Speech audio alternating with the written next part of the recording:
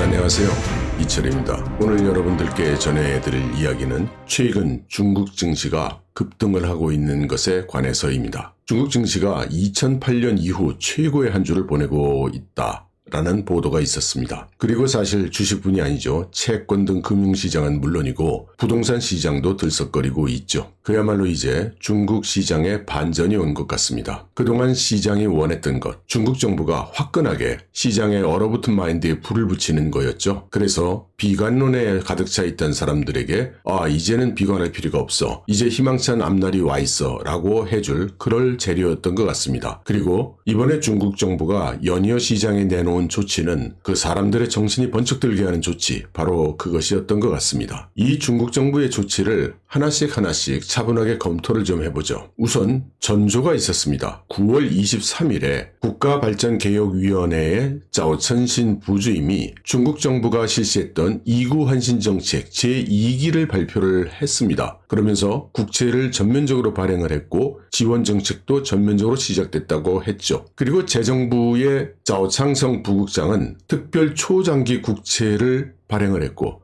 설비갱신 대출 보조금을 신속히 발행했다고 했습니다. 그리고 인민은행에서 펑리펑 국장이 나와서 금융보증 및 위험보상 지원을 늘릴 거라고 했죠. 그렇지만 이 시점까지만 해도 시장에서는 2구 환신 정책이 연장되는구나 이런 정도의 반응이었던 것 같습니다. 특히 2구 환신 정책이 주로 자동차와 가전제품에 집중이 돼 있다 해도 중국산 전기 자동차에 대한 제재가 미국에서 내려지고 있었고 EU에서 결정 직전에 있었기 때문에 시장으로서는 크게 반응하지 않았던 것이죠. 하지만 그 다음날 9월 24일에 리원제 국가금융감독관리국 국장 그리고 우칭 증권관리감독위원회 주석 이들과 함께 판공성 인민은행장이 나와서 금리 정책을 발표했습니다. 지급준비율 인하, 기존 모기지 금리 인하라는 메가톤급 펀치였죠. 이 인민은행의 조치는 금리 인하에 대한 시장의 오랜 요구를 해결해 주는 것이기도 했고 은행 지급률 인하를 해줌으로써 은행들의 유동성을 일거에 해결해 주는 그런 효과가 있기도 했습니다. 또 주택을 살 때 계약금 비율을 통일해서 줄여주었죠. 최소 계약금 비율을 25%에서 15%로 대폭 낮춰줄 예정이라고 했습니다. 그렇게 되면 주택담보 대출을 받은 사람들이 이자 부담이 확 줄기 때문에 소비에도 숨통을 열어줄 것으로 기대가 됐습니다. 또한 주식시장 유동성을 개선하기 위한 표적통화수단도 도입을 했고 완화 방법과 범위도 대폭으로 진행이 됐죠. 그런가 하면 산업 간 M&A도 추진할 수 있도록 그렇게 해준다고 했고 비수익 자산 인수를 할 수 있도록 해줘서 공급망을 강화하고 핵심 기술을 개발하는 데 도움이 될 수 있을 것이라고 했습니다. 결과적으로 은행, 가계, 부동산, 주식, 기업 등등 5개 부문의 유동성 압박을 모두 해소할 수 있을 것으로 기대가 되는 그야말로 메가톤급 펀치였습니다. 당연히 중국 본토와 홍콩 증시는 급등을 했고 CSI 300 지수는 2020년 이후 최대의 상승폭을 기록했습니다. 그런데 여기서 한 가지 사람들이 별로 주의하지 않은 일이 있었습니다. 이날 발표된 3가지 중점 사항이 있었는데 그 세 번째는 미디어들이 별로 다루지를 않았습니다. 그게 바로 이 문장이었습니다. 저는 이 말이 들어온 것은 시진핑 주석의 변명이었다고 생각이 됩니다. 그리고 이날 발표된 정책이 지금까지 시진핑 지도부가 밀어왔던 정책과는 상치된다는 것을 의미하는 것이었죠. 오랫동안 고집스럽게 밀어왔던 그간의 정책을 지지하고 준수해온 조직이나 사람들에 대해서 양해를 구해야 했다고, 그래서 이 말을 했다고 저는 생각합니다. 이 문장이 좀 어려운데요. 이 문장 하나를 설명하려면 그 사전에 설명해야 될 것이 많아서 이번 영상에서는 다루지 않겠습니다. 아무튼 지금까지의 시진핑 지도부의 정책은 시장이 인내를 하도록 요구해온 정책임에 틀림이 없었는데 지금 발표된 정책은 지금까지의 이 인내를 요구하는 정책 기조와는 완전히 달랐던 것도 틀림이 없다는 그런 신호라고도 할 수 있겠습니다. 그리고 다음 날인 25일 인민은행은 3천억 위안 규모의 MLF 운영을 실시했다고 밝혔죠.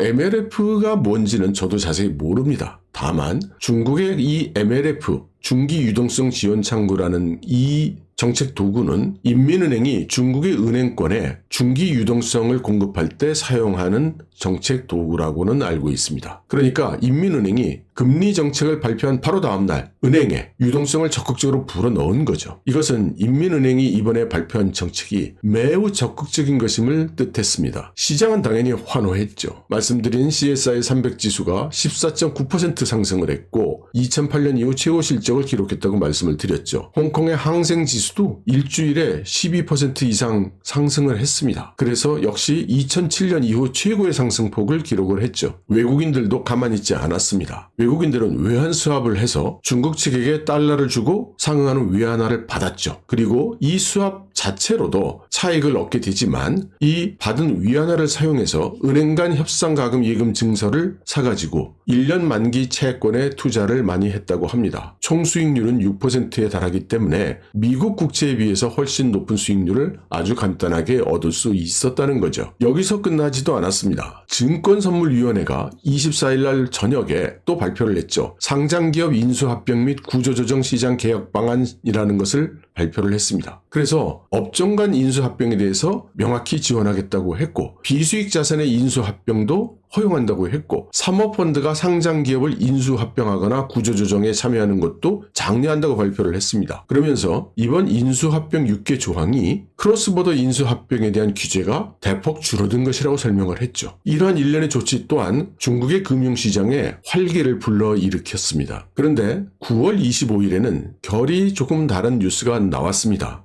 별로 중요한 뉴스가 아니었던 것 같은데요. 저는 좀 신경이 쓰였습니다. 그것은 바로 다음이 아닌 고용에 관한 이런 내용이었습니다. 노동자들의 고용 문제를 해결해 줘야 한다고 그렇게 이야기한 것이죠. 그런데 시장에서는 모두들 주가가 올라가고 채권 올라가고 이런 상황에서 이런 뉴스에는 별로 신경들을 쓰지 않았던 것 같습니다. 하지만 잘 읽어보면 이 뉴스에서 중국 정부는 대졸자 및 청년층이 취업할 수 있는 통로를 확대하고 제대 군인을 위한 고용 서비스도 개선하고 농민공들을 위한 고용 및 소득 창출 공간을 확대한다고 이렇게 이야기를 했습니다. 지금까지 시진핑 주석이 발표해온 그런 정책과 기회를 같이 하는 것이었습니다. 아마 그렇기 때문에 사람들이 신경을 별로 쓰지 않았을지도 모르겠습니다. 26일에는 금융관리국과 증권감독관리위원회가 공동으로 중장기 자금의 시장 진입 촉진에 관한 지도의견이라는 것을 발표했습니다. 이것은 중국 중앙에서 최초로 발표하는 자본의 시장 진입을 촉구하는 또 촉진하는 그런 문서였습니다. 여기엔 세 가지 내용이 있었는데 첫째, 장기 투자를 장려하는 자본시장 생태를 구축하고 육성한다는 것. 둘째, 주식 공모펀드 그리고 사모증권투자펀드를 발전시키고 지원하겠다는 것. 그리고 세 번째로는 다양한 유형의 중장기 자금이 시장에 진입할 수 있도록 지원 정책도 만들고 제도도 개선하겠다고 그렇게 이야기한 것 등이었습니다. 여기까지만 해도 엄청난 정책 발표들인데 여기에 피니시 블로우라고 할 수 있을 만한 그런 결정타가 나왔습니다. 시진핑 주석이 9월 말 정치국 회의에서 전국의 공무원들을 동원해서 민간 부문을 돕고 경제 부흥을 우선시할 거라고 그렇게 이야기를 한 겁니다. 이 사건이 왜 놀라운 것이냐 하면 정치국 회의라는 데서 경제를 논의하는 것은 4월, 7월, 12월로 이렇게 정해져 있죠. 그런데 9월에 갑자기 예정에 없던 경제를 논의한 것입니다. 그것은 중국 지도부가 현재 중국 경제 상태를 비상 상황으로 보고 있다는 그런 증거이기도 하죠. 그리고 또 하나 매우 중국적인 그리고 매우 효과가 큰 발언을 시진핑 주석이 했습니다. 뭐냐면 시진핑 주석이 공무원들에게 기업을 돕다가 실수로 문제가 생겨도 처벌하지 않겠다. 마음 놓고 도와라. 이렇게 이야기를 한 겁니다. 지금까지 시진핑 주석하면 민간 기업을 억누른다는 등 부정부패를 못하게 하기 위해서 지속적으로 얽어매는 이제 그런 사람으로 이미지가 정착돼 있죠. 그런데 이번에 입장이 180도 달라진 것입니다. 중화권에서는 이 사건을 놓고 시진핑 주석이 공무원들한테 면죄부를 부여했다고 그렇게 설명을 했습니다. 시진핑 주석은 구체적으로 이야기를 했는데 경험이 부족해서 실수를 저질렀다. 그러나 선의였다. 면죄.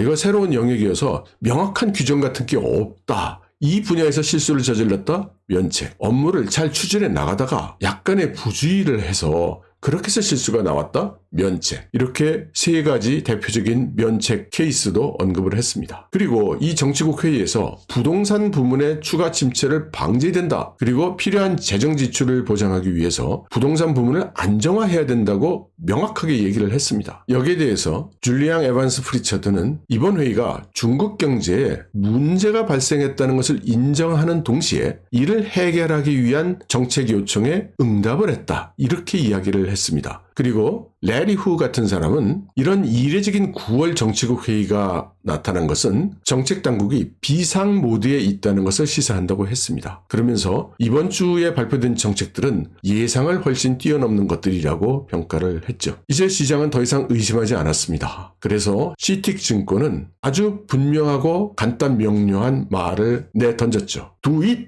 이라고 말이죠. 그러니까 전부 의심하지 말고 투자해라!